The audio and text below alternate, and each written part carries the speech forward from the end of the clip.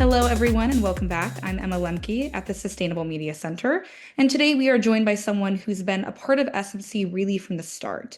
So Aidan was one of the first members of our Gen Z advisory board, and he's been shaping and helping young people organize online and offline. So Aidan, we are so glad that you're here. So excited to be here. So I just want to start by saying, like, so I had never read your bio, and then I read it because I knew we were going to talk. Like, you were a political activist when you were 16. So like you weren't voting in any reason, and you were like, and like it was a time when Democratic politics had no young people in it at all. Yeah. Um, how did you end up? I was going to use a real weird word, surviving. Um, a lot of other exciting young allies. I don't know. I mean, I think being in like working in politics at all is horrible, but being a young person who like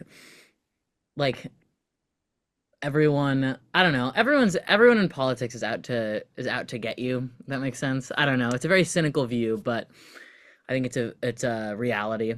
Um but I had amazing colleagues both within Gen Z for Change, the organization that I started, and amazing like uh friends and colleagues like in the broader progressive ecosystem, and the allyship of some good adults, and the but being betrayed by some bad adults made me appreciate even more the good adults. So I don't know. I think that's how, and also probably, yeah, I would say that's probably how. You said something to me the other day when we were getting ready to have this Zoom about your improv group, which I did not know about, but it made all kinds of sense to me immediately I because I'm the that the co-president of On Thin Ice, Harvard's oldest improv troupe and the only improv troupe in American history with a Supreme Court justice alumni, believe it or not. Ketanji Ooh. Brown Jackson. That's one of our big flexes. But no, improv's amazing. Improv's amazing, and it trains you so well for any career in like politics, business, anything in which you're gonna have to think on your feet. I have all kinds of things to ask you about. I'll let Emma go and then I'll come back because Yeah, no, I actually agree with you on that, Aiden. I did musical theater, and to a certain extent, you have to be ready to do improv if you mess up a line. So it does prepare you for the real world.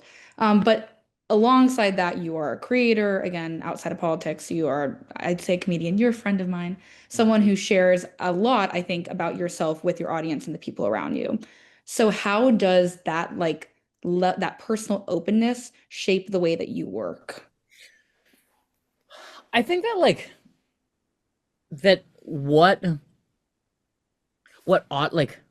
audiences demand, and what is in demand right now politically is authenticity. I think like everyone, we are so used to politicians and people in politics like triangulating into a total void of any meaning, where you can't, where it is so crystal clear that they you can't even say they don't mean what they say, because they're not even saying that they mean anything, or that they believe anything. And I think that like in the same way that like young people right now, like I think why the people on social media who have been most successful are the people who feel most sincere and authentic, and like they're bringing their true selves to their audience, whatever that means. Have succeeded is the same reason why people in politics like Zoran Mamdani are succeeding, is because they're sincere. They are not afraid to directly answer questions and to show vulnerable parts of themselves on social media. I want to get to Mondami, but not for a minute. So I want to start with Biden because when you were doing that work, there were lots of people around you saying, Aiden, seriously, like he's not our guy. He's grandpa. Like you were fighting an uphill battle and you believe, I mean, like, I don't think you were being disingenuous. I think you believed it, but something, I mean, I think I it's a believed different it. world. Yeah. I think I believed it at the time, and I don't regret any of like I don't regret supporting Joe Biden in 2020, um, because he was like in any no matter what progressive goal you wanted to see enacted, Joe Biden was the better person for that goal than Donald Trump, and I was and I welcomed like a general understanding that that was the case. By mid like 2022, it became clear that Joe Biden did not understand that he was elected as a one-term president, um, and elected as a transition candidate, and it was clear that he was going to try to hang on to power no matter what, even if he was wildly unpopular with young people over a wide range of issues starting in 2023, especially whether it be um, his approval of the Willow Project and approval of various fossil fuel permits, or his, I think, morally reprehensible conduct around supporting Israel's genocide in Gaza, or even something like his support out of nowhere for banning TikTok rather than pushing like comprehensive data privacy regulation. Like it became clear very quickly this was not the candidate for 2024, and I was out there pretty early saying that. I think if there had been a competitive primary, we might be in a different situation than we are right now. Um, Maybe Harris would have won that primary and would have won the general as a stronger candidate. I don't know, but I don't know. I don't regret anything, but I sometimes do wish that our politicians were less narcissistic. So Mondami literally appeared in the universe from non-political existence a year ago, a year and some months ago. Like, do you remember the first time you saw him? Did someone say you have to meet this guy? How did it happen? I'm chronically online. I remember I was and I have a terrible sleep schedule. I remember being I think he released his video at like his like launch video at like I don't know like 7 a.m., which for me is late at night, not early in the morning, unfortunately. Hopefully we'll fix that as I mature and my frontal prefrontal cortex develops, but we'll see. But I remember like I don't know, I think I saw the video within 10 minutes. I was like, because I had been wondering, I don't know, I've been talking to all my friends of like who's gonna primary Adams. Um, and people threw out various names. I was aware of Lander, but like I I mean I knew people who knew Mamdani, but I didn't know I wasn't aware of him at the time. And I saw his video. I was like, I don't know if this guy has any chance. I've never heard of him. But this is a pretty amazing video. He's onto something that most people are not onto. So did you call him and say, hi? No, I don't know. I think I was focused on passing junior year and also fundraising with Gen Z for Change. It really wasn't in, like my I don't know, last year I was like not really exactly sure what I wanted to do with my life. Not that I'm entirely certain now. But like my like involved so Gen Z for Change was early to endorse Mamdani in like I think February or March. I don't remember exactly when. Or at least that's when the conversations began. But like I didn't know if I wanted to really continue making a ton of content. So like my mindset at the time was like I'll just go canvas. Like I'll just go canvas myself and make videos canvassing. I was raised in Washington D.C. I've spent summers in New York and and am moving there after I graduate. Um but I would I don't know, like every weekend in right after school ended, most weekends in May and June I would take the bus up Flixbus, whatever the opposite of a shout out is, to tear them down. Flixbus is an evil monopolizing company that Lena Khan needs to. If Lena Khan were still at the FTC, she would never have let this happen. Um, but it's cheap, so I would take the bus up and canvas and like around the city and would make videos canvassing. Eventually I had people like in DC come up to me and be like, oh, I saw your videos like going up to New York and canvassing, and I was like, oh, it's that easy. So like I just took the bus up and I was like, oh, that's amazing. And then but it wasn't until like after the primary that I really started to get involved on a like with the campaign on a substantive non like canvassing level. But I also think that canvassing is one of the most important things you can do. So we're at a funny moment in this technology space that you grew up in. And, it's not unlikely that TikTok will be sold to, to the buyers of what appears to be every other media company on the planet. Yeah.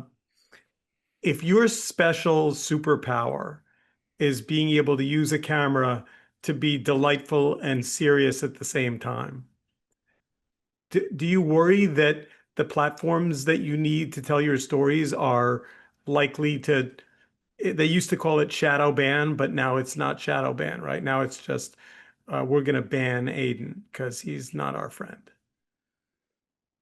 I mean, I think like if I didn't have that fear, or if I wasn't thinking about that, I wouldn't be doing like my due diligence, or I wouldn't have an accurate assessment of what's happening. However, and we need serious regulation in this country in a meaningful way. We need to break up big tech monopolies, blah blah blah, like all this stuff. That aside, it was not in like Instagram's best interest for like Zoran Mamdani to win, and yet like creators for Zoran worked with like over 200 content creators, and we made like 300 million views on Instagram in the final month of the campaign, like alone. Like, like these. When, I mean, I think this is something I think inherent to capitalism, is that like, do I know if Mark Zuckerberg's loyalty or like his is he gonna put like the profit that comes with like more people using Reels and seeing like videos of Zoran clubbing in Brooklyn, like that get like 10 million views? Is he gonna put like that profit incentive over the potential risk that like boost it, that like allowing someone like Zoran, who like supports antitrust policy and supports progressive legislation that would not necessarily be in his best interest in the long run, is he gonna like, how is he gonna weigh those? I don't know. But to me, the strategy just has to be like push for, like, recognize that like that everything is horrible, like tech wise, like things are out of control, like everything that we ever could have feared is coming true. Not to be all like, not to be alarmist, overly alarmist, but to be alarmist, because I think that is necessary. Like, that's happening. And also we're going to use the tools available to us, because I don't know, like, young people, this is where young people are getting their news. And I do think that there is a danger in legitimizing, like, theoretically there's a danger in legitimizing these like social media companies, but they're pretty institutionally legitimized, whether we like it or not. So I don't know, I think it takes a double-headed approach, a dual-pronged approach, I would say, actually, rather. I love the way you described it. I can imagine the algorithm just sitting there going, but we need the traffic. We're built for the traffic, but we don't like that traffic, but we like that traffic. It's Yeah. really, it would be a great cartoon, the algorithm just struggling with, so there, you have all of these personalities that are public. And so a non-zero number of my Jewish friends say to me, these young people just watched TikTok and they were sent misinformation and they bought it?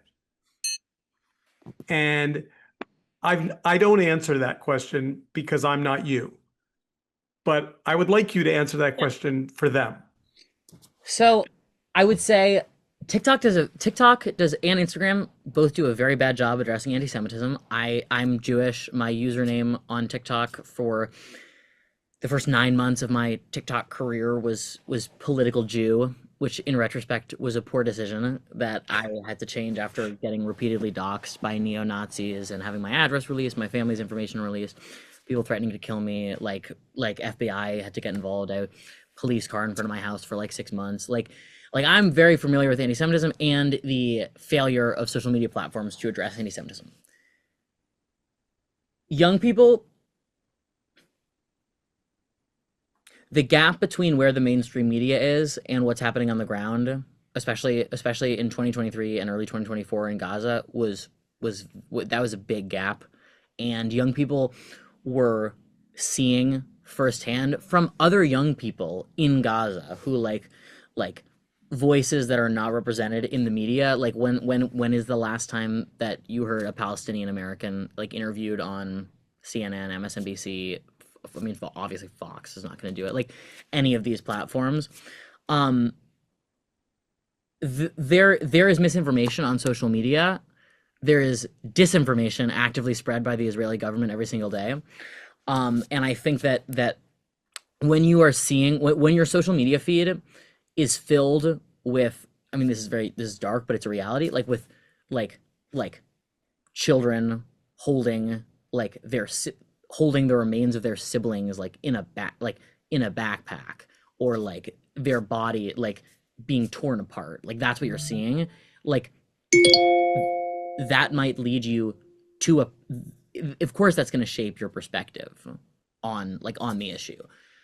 And to me, like, I think that what was very frustrating was to see fears of anti-Semitism be used to try to like justify like the TikTok ban, where like you had Mitt Romney, you had framers of the TikTok ban actively going out there and saying that like what pushed us over the edge, like support wise, what got us enough support was that young people were using social media to like to spread pro-Palestine messages.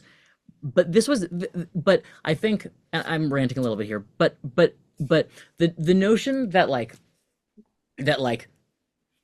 that young people's opinions were veered one way because of TikTok after October 7th, I think is really misguided. I texted my friend John Dalla Volpe, who's like a youth, one of the leading like pollsters of young people, texted him on October 9th of 2023, and I said I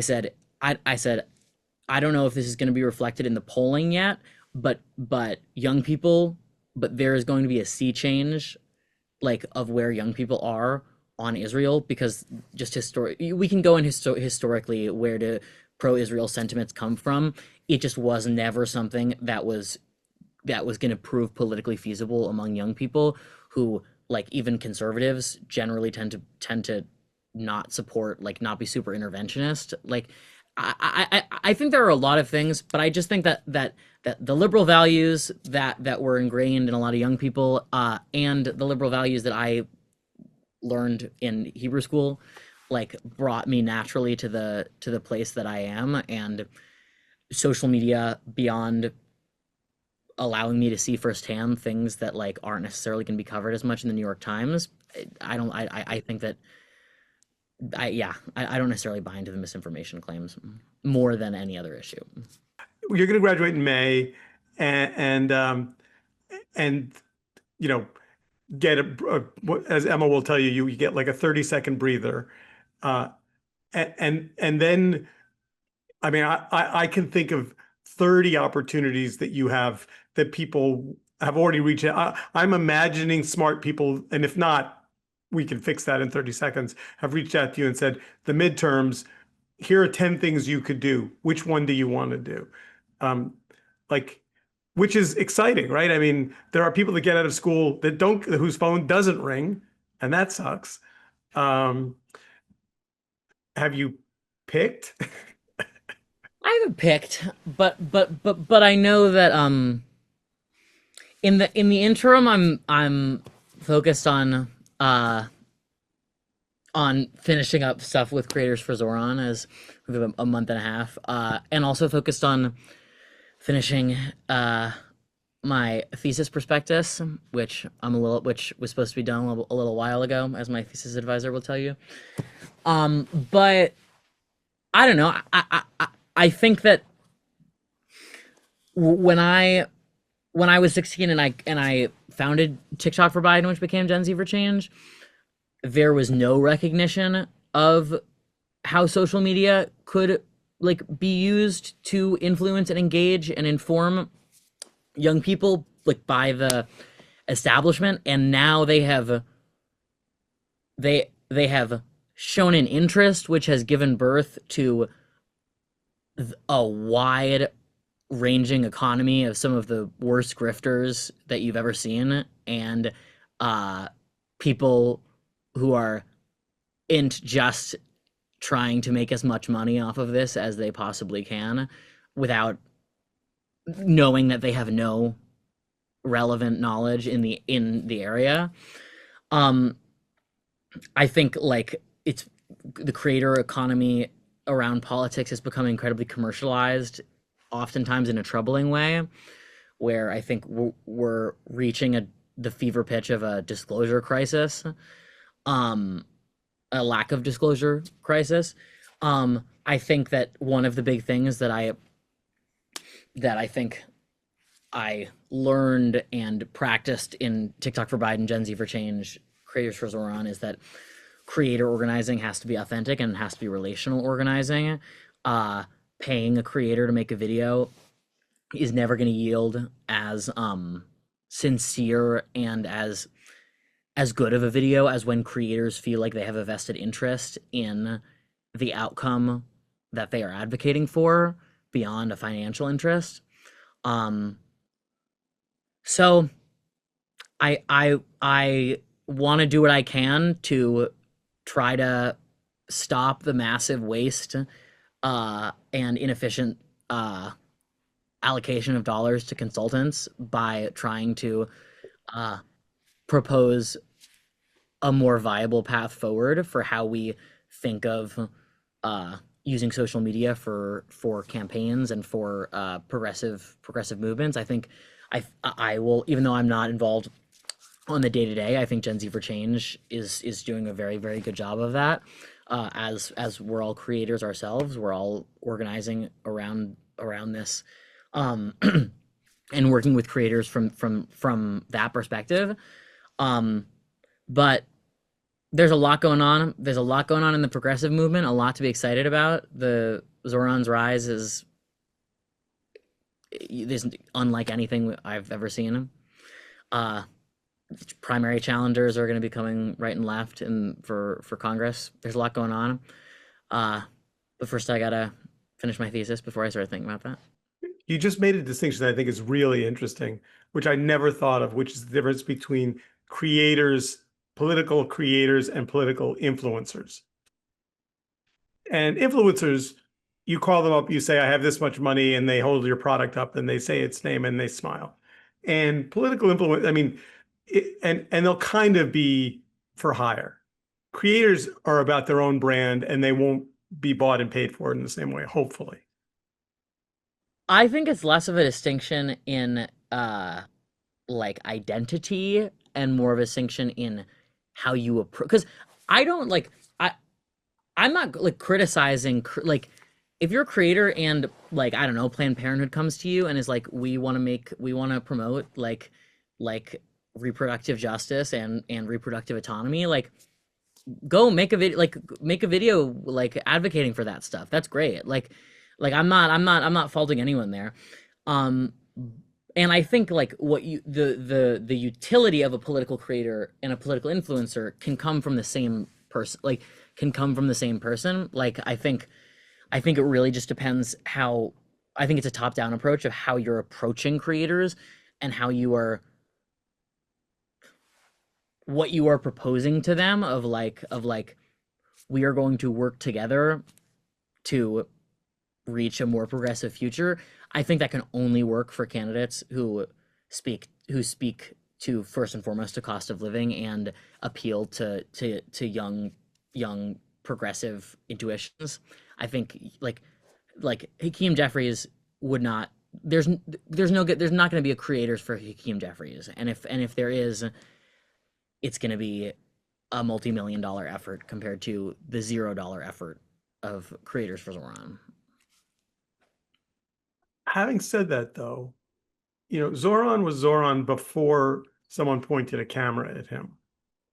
I mean, you know, I saw the video that Schumer did where he tried to look loose and chatty walking up the East River. I mean, hard to ask people to do something, to be someone they're not, you know. I think that's a big thing. I also think that like I worked for Ed Markey in 2020, and did TikTok, started his TikTok. He was the first senator on TikTok. Markey's not the most like camera friendly person. But he seized a wave of massive youth support against a much younger challenger, Hmm. like in 2020. So I really think first and foremost, yes, the personality and the candidates, who the candidate is matters, but what matters a lot more is what they believe. I think you could have Hakeem Jeffries could have Zoran Mamdani's personality, and he's still gonna, if he hosts a creator briefing, like Hakeem Jeffries decided to host his first ever creator briefing 2 days after we held our third creator briefing.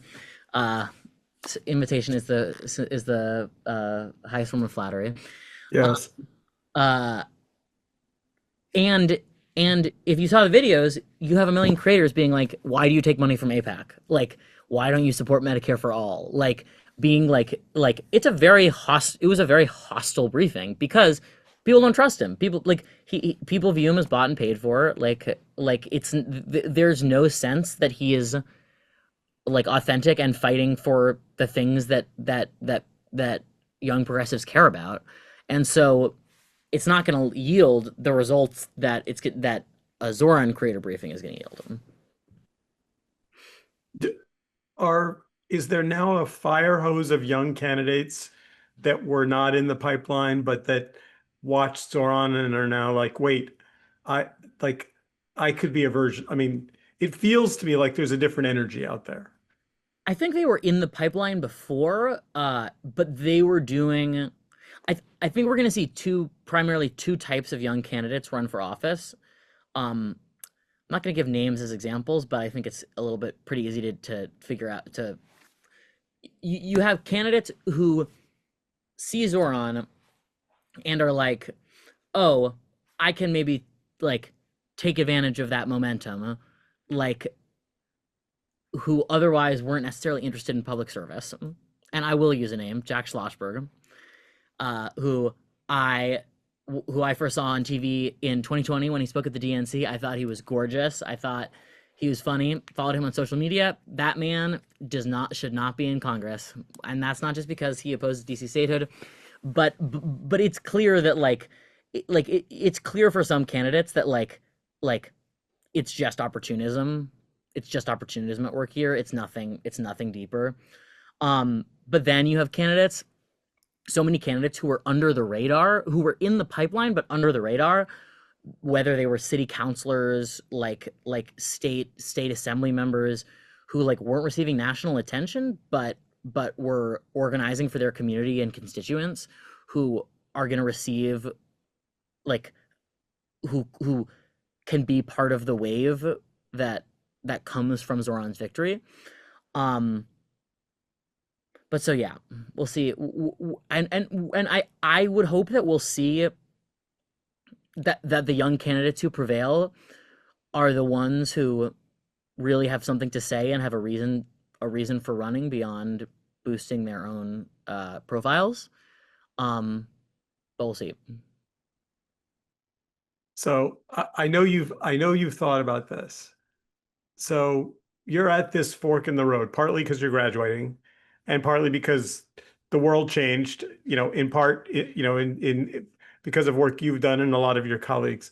So now you're at this fork in the road where you're like, okay, I've spent more than my fair share of time inside campaigns, and so like there is an insatiable need for people who are capable to run campaigns. Like that, like that's like there's a sucking sound of lack of talent in that space. And so like anyone who's trying to think about how to navigate in this new digital world, has either called you or called someone you know. There's also another version of the universe where Aidan runs for office. No, there's not. I don't think so. Okay, all right. Well, I wasn't sure you'd be as positive about that. I don't think so. I mean, I think part of it is that I'm from DC. I mean, I think I will live in New York, but like I just running for office has after growing out of my 6-year-old like delusions. I was like, I think I can use my talents a lot more effectively. I mean, my plan is to still be in the long term, still be a public defender. Like I I don't know. I think politics corrupts very easily. And I wanna do whatever I can to like use whatever knowledge I have to advance progressive change.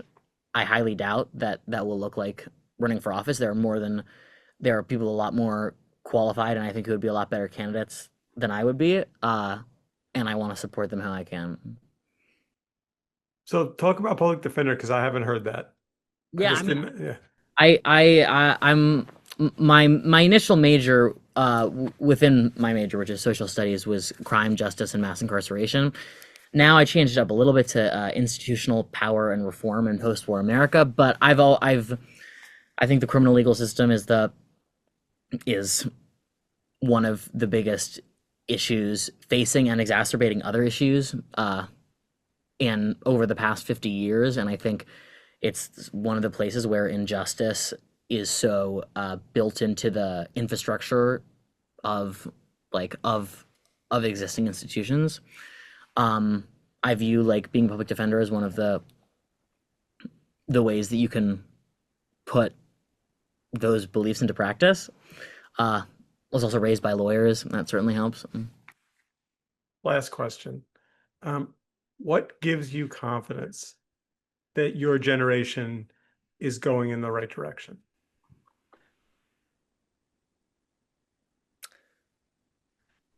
You can call it a blind confidence, but either we're going in the right direction, or we're not, and I don't know what and the future and who and I do not even want to think about what the future would look like.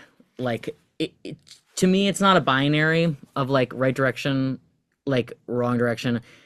I have a lot to be hopeful about, and hope is really the only thing that can sustain you in this work, at least for me. Um, so I want to continue do what I can, whether that's alleviating harm or trying to fix things. Um, I, but on a practical level, Gen Z is the most progressive generation, and people. I got so much shit when Trump did so well among young voters in 2024, and I was like, this is not a partisanship. This is a failure. One, this is a failure of turnout and a failure of Democrats to excite young people. Young people do not identify with political party in the same way that older people do. And sure enough, the same young people who voted for Trump, especially young men, swung back to Democrats, and I think will continue to do so next year. Like I think it's about the platform, it's about the message, it's about the messenger. It's not about the party. Well, Aidan, thank you so much for talking with us and for taking the time. It's lovely to hear your voice and always to be in conversation. Amazing. Totally appreciate it.